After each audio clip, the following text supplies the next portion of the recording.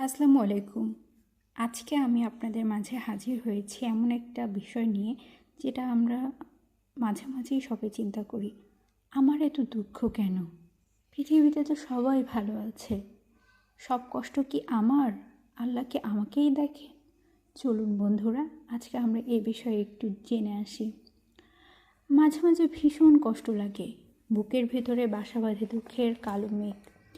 অবিরাম বৃষ্টিধারার মতো বিষণ্ণতা এসে আছড়ে পড়ে মনের উঠোনে। আকাশছোঁয়া হিমালয় যেন তার সমস্ত ঐশ্বর্য নিয়ে ভেঙে পড়তে চায় বুকের উপর। জগৎ সংসার তখন বিষাক্ত লাগে। মাঝে মাঝে প্রচণ্ড দুঃখবোধে ভেঙে পড়ি আমরা। হয়তো হঠাৎ করে হারিয়ে বসি প্রিয় কোনো মানুষকে। খুব আশা করে থাকি এবারের পৌষের শীতে মায়ের হাতে বানানো ধোয়া ওঠা ভাপা পিঠা খাবো বলে।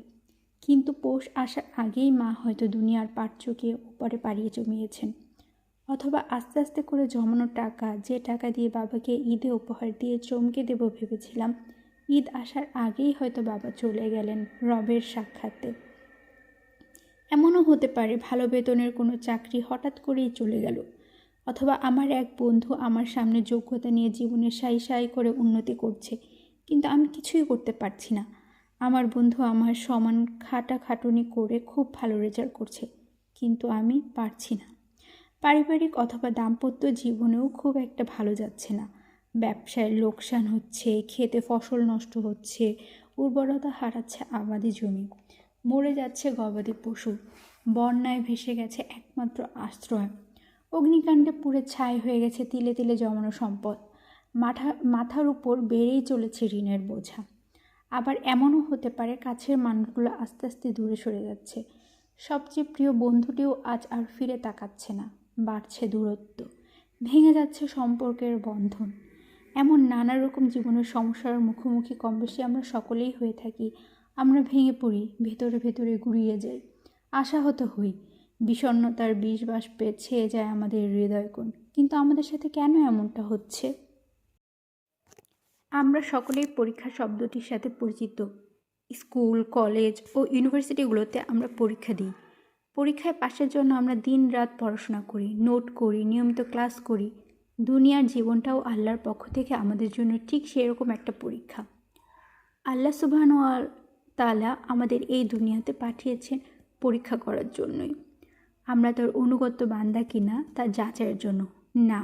আল্লাহ সুবহানাহু ওয়া তাআলা অবশ্যই এই যাচাই বাছাইয়ের ফলাফলের উপর নির্ভরশীল নন।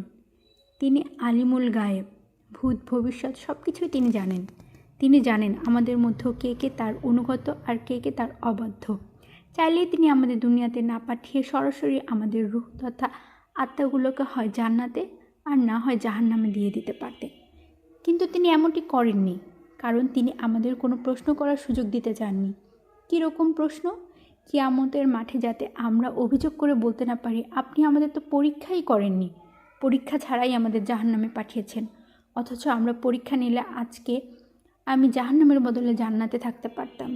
দুনিয়াকে আল্লাহ তাআলা বানিয়েছেন বিশাল একটা পরীক্ষা কেন্দ্র। আল্লাহ সুবহানাহু ওয়া তাআলা বলেছেন, আমি অবশ্যই তোমাদের পরীক্ষা করব ভয়, ক্ষুধা এবং জানমাল ও ফসলাদির ক্ষয়ক্ষতির মাধ্যমে, আর ধৈর্যশীলদের সুসংবাদ দিন। আল্লাহ সুবহানাহু ওয়া তাআলা আমাদের পরীক্ষা করবেন ভয়ভীতি দিয়ে। কখনো কি এমন হয়েছে যে আপনি বাসে করে কোথাও যাচ্ছেন এবং সেই বাসটা হঠাৎ করে দুর্ঘটনার কবলে পড়ল? সেই দুর্ঘটনায় মারা গেছে আপনার পাশের যাত্রীটি, কিন্তু আপনার তেমন কোনো ক্ষতিই হয়নি। হয়েছে এরকম?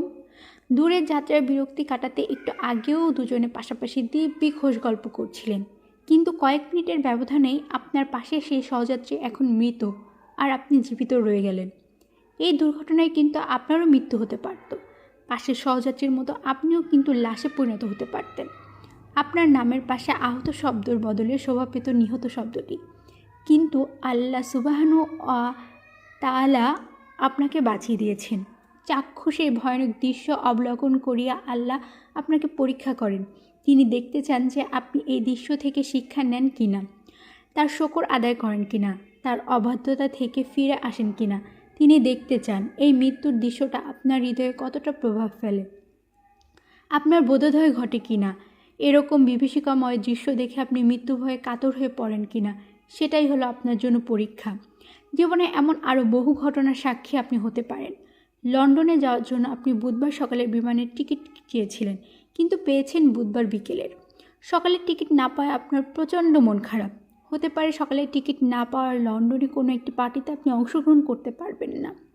হতে পারে ম্যানচেস্টার শহরের কোনো এক মনোজ্ঞ অনুষ্ঠান আপনি মিস করবেন। অস্বাভাবিক নয়, কিন্তু সকালের টিকিট না পাওয়াতে একরাশ দুঃখ আর মন খারাপ নিয়ে টিভি খুলে যখন দেখতে পেলেন লন্ডনের উদ্দেশ্যে যাত্রা করা সকালে নির্ধারিত সেই ফ্লাইটটি ক্র্যাশ করেছে এবং নিহত হয়েছে বিমানের সকল যাত্রী, তখন কেমন লাগবে? আপনারা বলুন তো, মিস হয়ে যাওয়া ম্যানচেস্টারের ওই মনোজ্ঞ অনুষ্ঠানকে আপনার প্রাণের চেয়েও মূল্যবান? সকালের ফ্লাইট মিস হয়ে যাওয়ায় আপনার কি তখনও মন খারাপ থাকবে, আফসোস হবে? মানুষের একটি বৈশিষ্ট্য হলো সে নিজেকে সবসময় নির্ভুলতার আসনে দেখতে পছন্দ করে। সে মনে করে তার জীবনের সব ভালো মন্দ ঠিক বেঠিক বোঝার ব্যাপারে সেই যথেষ্ট। নিজের জন্য পছন্দ করা জিনিসটা কীভাবে তার জন্য হুমকি স্বরূপ হতে পারে সেটা মানুষ ভাবতেও পারে না। আবার এটাও মানুষ কল্পনা করতে পারে না যে যেটা সে অপছন্দ করে সেটা কিভাবে তার জন্য জীবনের টার্নিং পয়েন্ট হয়ে উঠতে পারে। মানুষ এটা কখনোই বুঝতে পারবে না। এটা জানেন কেবল আল্লাহ সুবহানাহু ওয়া তাআলা, কারণ তিনি অতীত, বর্তমান, ভবিষ্যতের ব্যাপারে জ্ঞান রাখেন। এজন্যই তিনি বলেছেন, হয়তো তোমরা যা অপছন্দ করো তাই তোমাদের জন্য কল্যাণকর, আর তোমরা যা পছন্দ করো সেটা হতে পারে অকল্যাণকর। বস্তুত আল্লাহ জানেন, কিন্তু তোমরা জানো না। আল্লাহ সুবহানাহু ওয়া তাআলা দেখতে চান এরকম নিশ্চিত মৃত্যুর হাত থেকে আপনাকে বাঁচানোর পরেও আপনি পরের বার ম্যানচেস্টার শহরের মদের বারে যান কিনা। তিনি দেখতে চান রাত হলেই আপনি তার অবাধ্যতার গা ভাসিয়ে কোনো নাইট ক্লাবে গিয়ে ফুর্তিতে মেতে ওঠেন কিনা। এই যে নিশ্চিত মৃত্যুর হাত থেকে বাঁচিয়ে আপনার মধ্যে একটা ভয় ধরিয়ে দেওয়া, সেটাই আল্লাহর পরীক্ষা। তিনি দেখতে চান এই ভয় আপনাকে কোন দিকে নিয়ে যায়, আল্লাহর পথে না শয়তানের রাস্তায়। আল্লাহ তাআলা পরীক্ষা করেন ক্ষুধা অনাহারের মাধ্যমে। এই উদাহরণে যথার্থ উপলব্ধি করার জন্য রাস্তায় একজন ভিক্ষুকের দিকে তাকান, অথবা সেই অভাবী লোকটার দিকে যে অপলক দৃষ্টিতে আপনার বার্গার খাওয়ার দৃশ্যটি অবলোকন করে। খুব বেশি দূরেও যেতে হবে না, মায়ানমার থেকে আসা লক্ষ লক্ষ শরণার্থীদের কথা ভাবুন তো। কতটা মানবেতর তাদের জীবন, তাদের উপর এই যে অত্যাচার, এই যে ক্ষুধার যন্ত্রণা, হতে পারে এটা তাদের জন্য পরীক্ষা। বন্যায় ফসল নষ্ট হয়ে যাওয়া একজন কৃষকের জন্য পরীক্ষা হতে পারে। আগুন লেগে ফ্যাক্টরি পুড়ে যাওয়াও একজন ব্যবসায়ীর জন্য পরীক্ষা হতে পারে।